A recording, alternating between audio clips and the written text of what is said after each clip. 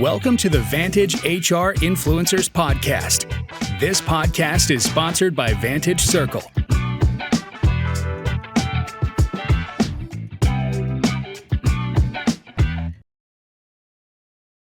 Lately, it feels like HR is being asked to do more than ever.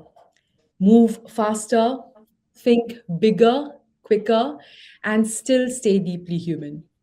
And somewhere in the middle of all of this, we keep using this phrase every now and then, high impact HR. But the question is, what do we mean by this? And most importantly, do we mean the same thing when we say this? That's something I would like to unpack in this particular episode. I'm really glad to be joined by Ratnanjali Arora, Associate Director, HRBP at PwC India. She brings a very grounded, hands on understanding of what it takes to create an impact on HR today. So, hi, Ratnanjali. Thanks for joining us today. Thank you, Sanjeevni, for having me. Let me introduce myself to the audience. I'm Great. Ratnanjali Arora, Associate Director with one of the consulting firms with about 15 years of experience. What do? I help teams move at a business speed, be more useful, humane, and trusted so that the HR becomes traction and not breaks. That's what I do. Amazing. Over to Thank you you. so Over much. to you, Sanjeevni. Yes. Thank you so much for joining us today once again, Ratnanjali, and Happy New Year to you. Yes, Happy New Year to you as well and everyone who's listening us today. Perfect. So, with your permission, I'd like to delve into today's conversation straight away. Sure, sure. So, to begin with, when everything is moving so quickly, impact can become a bit of a buzzword. Everyone wants HR to be strategic and influential, but those words can mean very different things depending on the context and the organization as well. So, before we talk about how HR delivers impact, I think it probably makes sense to first clarify what that impact really looks like today. So let me start here. When everything's moving so fast, what does being a high impact HR function really look like today, according to you, Ratnanjali? So that's a very good question, Sanjeevani. Um, Picture a Formula One pit crew. Okay, that's the high impact HR today. Fast, precise, and proactive. The business is racing. HR job is to change the tires without stopping the car. In HR language, let me say capabilities, organizational design, leadership moves, skills, all while staying safe and compliant. The mindset shift matters. We are not trying here to be busy. We are trying here to be useful at a speed. If we can deliver with clarity and momentum in the moments that matter, the function becomes a competitive advantage and not the cost center. I love this line, Sanjeevani. And every time, single time I go back to my team and always say that let's not be, the brakes here. We have to become traction so that, the ease of doing business becomes a little more seamless and more effective in business terms. Yes. So let's not be the brake, but the traction. I think it's something that you keep reminding your team. So that's a wonderful thing. Yes. Sharing that with Yes. us as well. Yeah. Once you start defining impact that way, reality sets in pretty quickly. Most HR teams are still deeply involved in everyday work, approvals, processes, constant requests, and that doesn't leave much space to step back and shape change for real.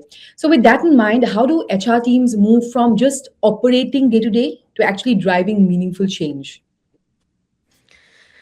Yeah. So, Sanjeevni, driving meaningful change will always create an impact.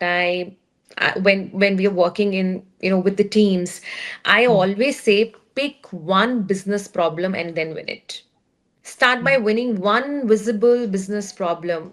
Let's say attrition in a hot skill, slow hiring, uneven performance, weak manager capability. Pick one problem and fix it and quantify the outcome. When you show a result, leaders can feel time to hire down, retention up, productivity up. HR stop being a back office function and becomes a lever for growth in that case. Solve one pain point problem and then scale the playbook up. Uh, in my various discussions, I keep on telling my team, the other close functions where we keep on, collaborating very closely, because HR is not the only function. You tend to collaborate with other functions in COE in order to become successful. So I always tell them that credibility comes from one solved pain point and not the 10 slide decks. Mm. Yeah, that was again well said. This is usually, the point. Now, kind of shifting gears, this is usually the point where technology enters the conversation. AI, data, and automation are often seen as the levers that can help HR scale its impact. Though in practice, they don't always, simplify things. Now that's according to me. But from your perspective, how can HR use tools like AI, data, and automation to create real impact instead of just adding to the noise? I would say guardrails first. Trust and ethics go hand in hand.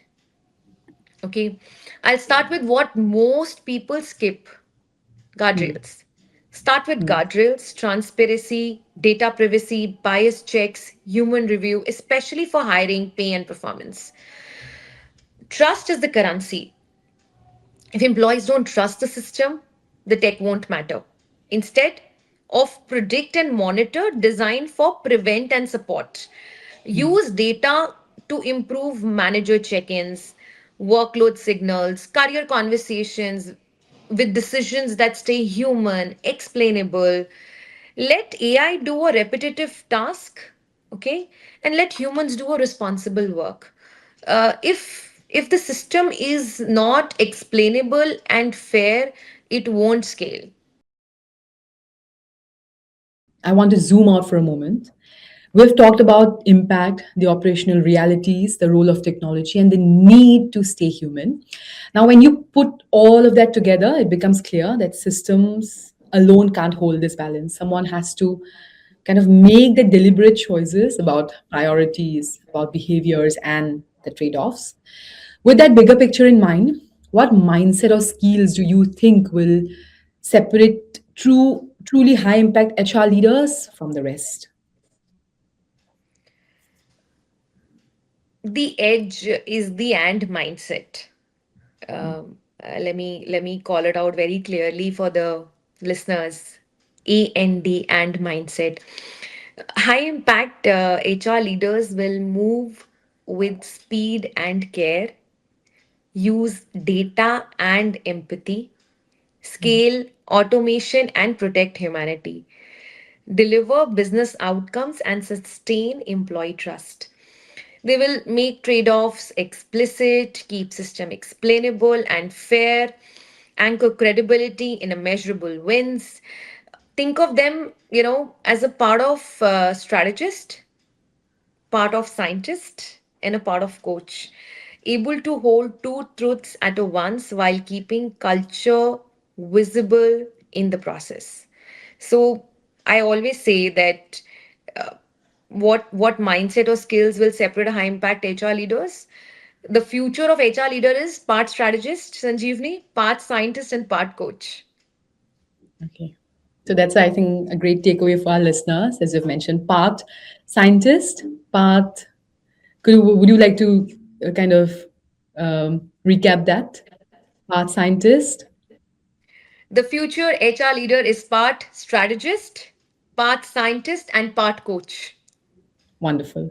So yes, I think that's going to be a wonderful takeaway for all our listeners. Ratnanjali, thank you so much for joining all of us today. Uh, is there anything that you'd like to, any message for our listeners before you leave? For specifically for the listeners and the HR professionals, I would say that master the and. Move fast, stay fair, measure what matters, and make trust your operating system. Yes, Master the and. great. Thank you so much, Ratnanjali. Thank you so much for joining us today, and have a great year ahead. Thank you for having me, Sanjeevani, and wishing you the same. You have a great day ahead. Thanks for listening to the Vantage HR Influencers Podcast. Please do subscribe to Vantage HR Influencers Podcast YouTube channel for new episodes.